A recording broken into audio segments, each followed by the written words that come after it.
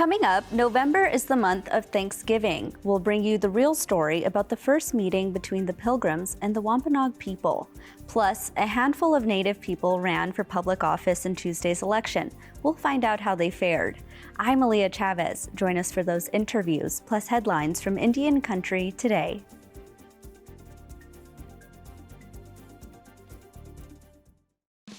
Arizona PBS is proud to support Indian Country Today. For 6 decades, we've provided television programs and now digital content.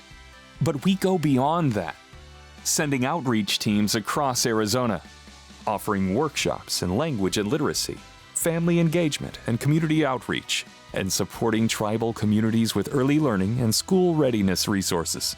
Join us at azpbs.org.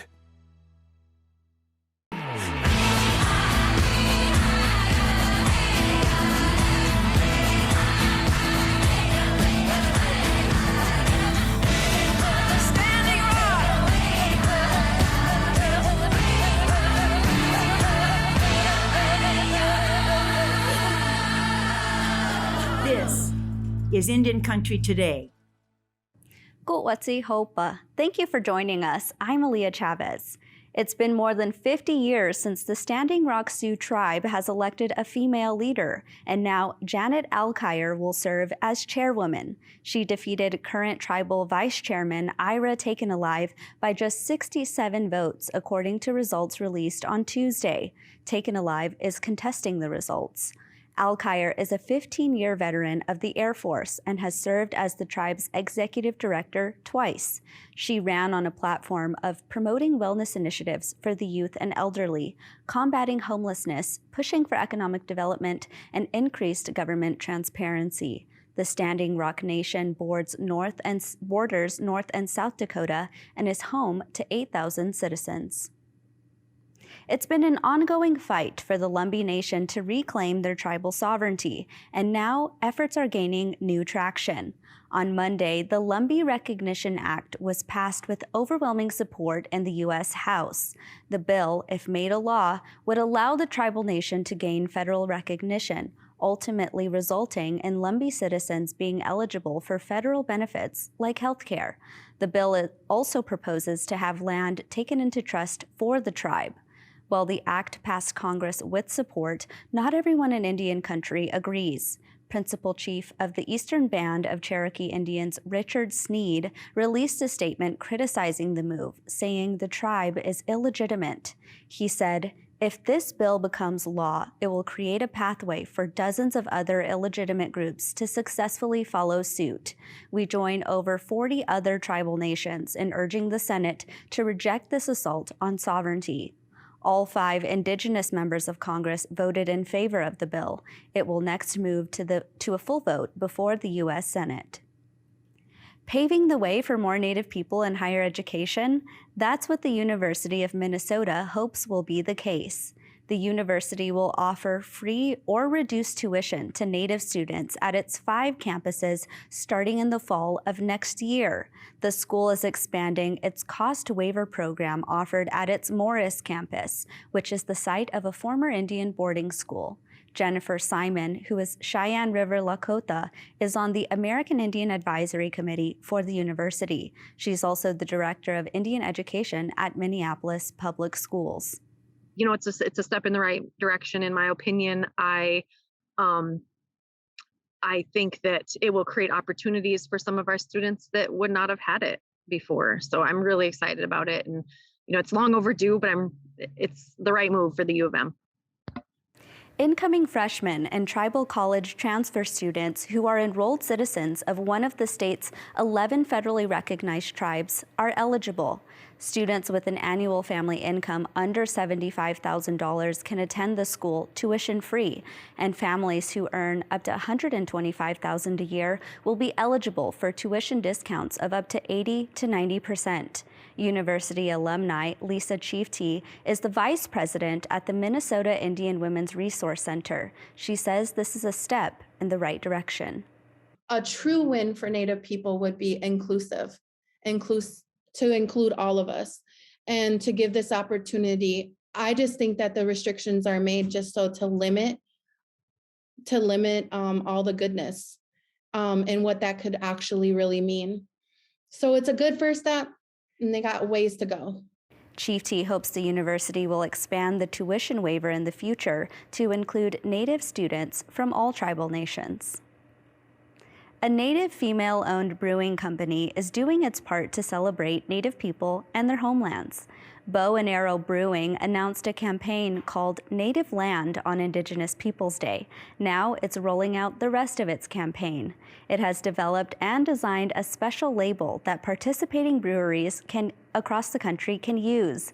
The idea is for the companies to include the ancestral homelands of the Native people whose land its beer is made on. The company has developed its own IPA that will indicate it was brewed on the ancestral lands of the Tiwa people, which is located near Albuquerque, New Mexico. Proceeds from the sales will be donated to the First Nations Development Institute. So far, 15 breweries from both coasts of the U.S. have agreed to participate, and the campaign will go through March of next year. And those are the headlines for Indian Country Today. I'm Aaliyah Chavez. Coming up, Thanksgiving Day is just around the corner. It's the 400th anniversary of the meeting between natives and pilgrims. Stick around to hear the true story. Plus, Tuesday's Election Day. How many Native candidates ran for office? ICT's Callie Benally will tell us more.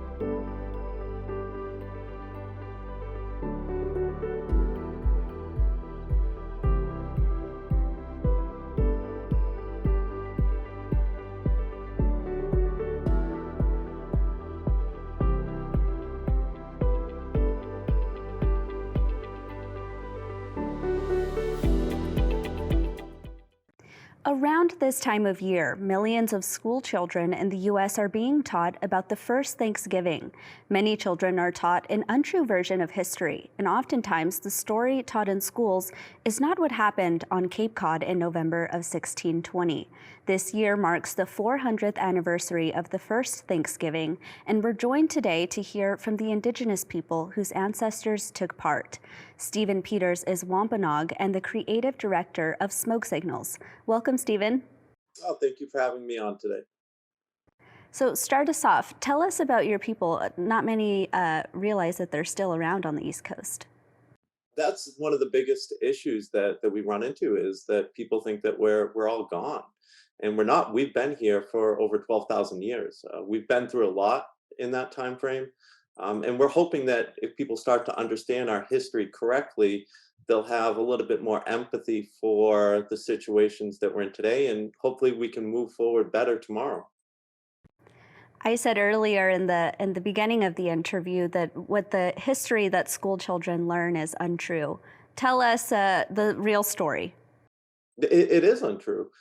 For us, the real story has to do with slavery. It has to do with sickness, a great dying that ripped through our community between 1616 and 1619, that wiped out upwards of 80 to 90% of our ancestors. It has to do with cultural genocide, forced assimilation, language, traditions, culture ripped away from us.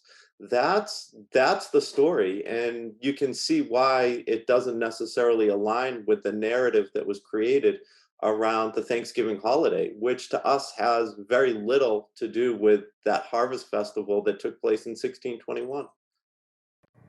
I'm curious if you think school children, I mean, I remember learning about the first Thanksgiving as early as kindergarten and first grade. Do you think that children who are ages, 5 through 7 to 8 are too young to learn about the real history? What are your thoughts on that? I don't think so at all. I think that there's a way to talk about this with kids, and we've actually been able to start to do that with companies like BrainPop, who do these animated series that are in, I think, upwards of 30% of the schools in the United States. We've found ways to appropriately start that discussion and then hopefully continue it as they grow through high school and college. And from there, they get a full picture and they can start to understand the complex issues that were taking place 400 years ago. And that's actually part of the work that you do. Tell us about the exhibits that you create and maybe the work that goes into them.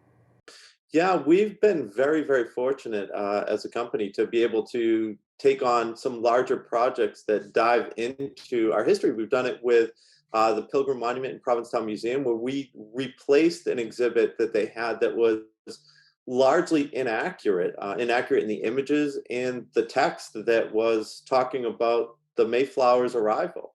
That was important to us. We've also done it through art projects and public installations that really drive people to ask questions about what they didn't know or what they knew that was inaccurate. We've had an art project traveling through the UK that just came back to the US last week, and will start to tour in the US, that tells our history through wampum. That to us is another way that we can engage people in our history and our story. And wampum, of course, is a very important aspect to this story. For our viewers who don't know about it, tell us more. Yeah, wampum is this bead that's been something that we've been making within our community for thousands of years. 400 years ago, when the Europeans started to settle here, they decided to use it as a form of currency because it was really beautiful. It was difficult to make. The beads were very small. But for us, there was a bigger meaning behind it. And we used wampum sometimes to tell stories or to be able to tell a point of history in a belt by using dark purple beads and white beads in this sort of binary code with pictures and images that could be put in a belt. And that's actually part of the indigenous narratives and the storytelling that I always love to share. It's the idea that hundreds of years ago, indigenous people, your ancestors, were incredibly smart in terms of creating currency and, as you mentioned, using these beads to tell stories. I love those stories of indigenous excellence that have existed for a very long time. Yeah, that's important to us. I mean, so much history starts at the European arrival, and it's not just with Native Americans that happens. It's almost as if our worth to this land doesn't start until the Europeans arrive. And we know that we've been here and contributing to this land in a positive way for over 12,000 years. So for us, looking for ways that we can start to dissect that history that we've had prior to the European arrival is important. And certainly wampum and wampum belts are a great way to do it. It's just unfortunate that most of them are held by museums that don't often let us in to see them. And is that part of the work that you're doing, is to, I guess, repatriate or take back those very important cultural objects? We're constantly asking museums to do the right thing and to look at repatriating items back correctly.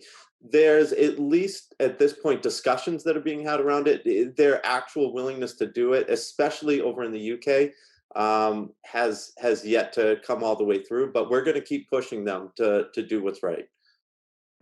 I'm curious in your work of educating a lot of people, both Native and non-Native people, what their reaction is when you tell them the story of your ancestors. Yeah, we were surprised by that. We launched our first traveling exhibit on this in 2014, and we were surprised that even the General Society Mayflower descendants came back to us and they said, "You know what? We agree with the history that you're telling. We may or may not have chosen the same images that you have used for it, but we agree on the core facts." And that's something that hadn't happened in previous years. Even 50 years ago at the 350th commemoration, there was an unwillingness on the side of non-natives to agree on these principal documents that clearly state what occurred. So that at least was one step forward. We've still got a long way to go, though. this year, of course, is the 400th commemoration of this meeting. What is going to happen in terms of events that are being hosted specifically by the Wampanoag people? And to add to that, I'm really curious if Wampanoag people partake in Thanksgiving celebrations. Yeah, that's a great question. Two parts to that. So one, we'll start with Thanksgiving. We do participate in Thanksgiving in a way that's very similar to the traditional Thanksgiving holiday that was created, at the end of the Civil War. The reason for that is because we've been having these harvest festivals for generations. I mean, we generally have 4 harvest festivals every year. So getting around a dinner table and enjoying that time and giving thanks what you have is something that is good. We do it several times a year. On that particular Thanksgiving morning, we spend more of our time in the morning at the National Day of Mourning. And that's an important event for us because we get to still bring light to those core issues around civil rights that are not, and Indigenous rights that aren't being respected. I want to talk in a little bit about the what they like to call heart work in terms of doing this. Your entire job is really to create these exhibits and to help further this narrative that we're talking about here today. But I could imagine that sometimes that could weigh heavy on you because we're talking about Native people that were killed and treated extremely horribly. How do you personally navigate this work? It's emotional. We absolutely put our heart and soul into these projects, and you can't not stop and think about the weight and the impact that had on our ancestors. And when you do that, yeah, you cry, you pray. It's a challenge, but it's more important for us. We keep moving forward with it because it's important that people understand accurately what occurred and how we arrived at the place that we're at today. And until we do that, I think we're going to continue to have systemic racism. There's going to be, issues around Indigenous rights. We need to get past that. And to do that, we need to understand our history. What advice and resources would you direct people to learn about this history, specifically teachers and educators? Yeah, the National Indian Education Association, NIEA.org, have some great curriculum resources around Thanksgiving that you're able to see. And so we direct them to organizations like that, but also take a look at primary source documents. The Europeans, when they came here, were very, very raw about documenting their interactions that they had with us. So it's not a history that's hard to understand or find. Well, Stephen, we only have a short time left, but I want to give you an opportunity to tell us, maybe something I didn't ask you or something that you really want us to take away from this conversation. I'm hoping that people just have an interest in learning more. We're not able to put 400 plus years of history into one exhibit, one curriculum, but we're hoping that we can spark people's interest. And so for this, I hope people go out and want to learn more about how this nation truly was founded and what's been put on the Indigenous people that were here first. Stephen Peters, thank you so much. Thank you for having me on. When we come back, learn about the Native candidates who ran for public office on Tuesday.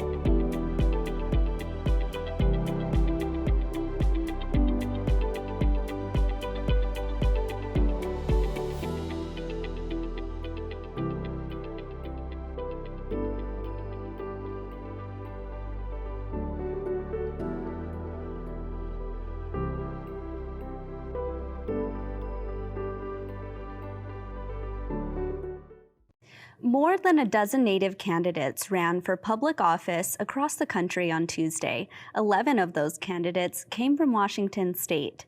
ICT's Callie Benally is a reporter and producer who covered their races. Hi, Callie. Hi, Leah. So let's start with Washington. Who were some of the candidates there? Well, Washington was the state with one of the most candidates that ran. There were about 11. So there was Melissa Watkinson, who ran for Burlington City Council, and she lost. Jeremy Jill Wilbur, he ran for LaConner School District Board, and he won uncontested. And then Bob Iwal, he ran for Olympia Port Commissioner, and he won. And there are many others. And those kinds of races are really important, of course. And I love to point out that Indian Country Today regularly covers candidates who run for really big seats like U.S. Congress, all the way down to, as we mentioned, a school board member and a city council race. Let's go to Minnesota. Tell us about the results there. Well, both candidates won their seats for the Richfield School Board, and that they won the uncontested, and then the Duluth City Council, she won. It was Renee Van Clee. I forgot her name. And what about New Mexico? Both candidates won for the school board and city council. They lost. They lost in New Mexico. And what about Kansas? Kansas, they have no updates available on their Secretary of State website. And what races were they running for there? I believe this was the school board. And Callie, how do you find these candidates? You just kind of look on social media, and I just search Native candidates and look through Twitter and Facebook, and also just word of mouth and what some of the editors know of. But that's how. I want to talk about the other races that the big races nationally that happened on Tuesday. There were several state governors who ran, of course, in Virginia and New Jersey, and then some mayors of some pretty big cities. What were the big takeaways there on Tuesday? Well, a lot of the seats that were taken were from Democratic politicians. And so now a lot of the people who won, especially in Virginia, were more on the moderate side. And so now there's a huge discussion about how moderates are possibly going to take over for the next election cycle and what the future looks like for that. I was actually reading about that. Even though the midterms are next year, of course, a lot of people were really looking at these state races to really be able to, I guess, predict what's going to happen in the midterms. What were Native organizers saying about the races? Well, I know Holly Cook Macaro, she was on, and she was just talking about how Native advocates and just people and voters need to make Native issues known and just hopefully make an impact for the next election. You mentioned earlier that a lot of the candidates that you find come from ICT reporters and editors. If we happen to miss any candidates, how can they reach out to you to make sure that we know about them? You can email me at my first letter, my name, and then my last name, and then at Indian Country Today. And Callie, I want to switch gears a little bit. You published a story last week about the White House Tribal Nation Summit. Tell us about that. Yes, so the Biden and Harris administration is finally hosting the Tribal Nation Summit. It wasn't happening last administration, and it was started by the Obama administration. So this is really a big opportunity for a lot of tribal leaders to convene and for a lot of White House officials to get together and talk about tribal issues. And is it happening in person, or will it be virtual? It will be virtual. They hoped it would be in person, but considering the pandemic and its numbers, they decided to go virtual. and they invited about 574 of the federally recognized tribes in the United States. And when will this conference take place? November 15th to the 16th, and registration is closing tomorrow. So if anybody knows anybody, you have to register soon. What the main themes that you think will be the topics of conversation for this White House Tribal Nations Conference? Yeah, so COVID-19 and how that's been affecting Indian country today. The tribal treaty rights and sacred lands, the White House has made it clear that they want to honor treaties and honor their connections with tribes. Native American education and Native languages, public safety and justice. And so, yeah, there's a lot of panels that will be going on about those topics. And Callie, tell us about your upcoming stories that we can expect to see. Yes, so very soon I'm doing a story on Esquello Air. It's an airline in Canada that is 100% Indigenous women owned, and that will be releasing very soon. Great. Callie Vanelli, thank you for being here. Thank you. And thank you for watching. For all the latest news and updates, visit us anytime at IndianCountryToday.com. I'm Aaliyah Chavez. Sometimes you got to take a stand just because you know you can. Oh, you got to run, you got to run.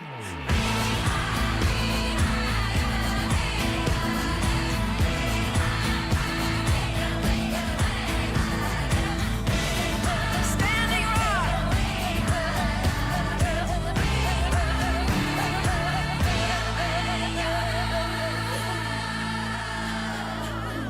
This is Indian Country Today.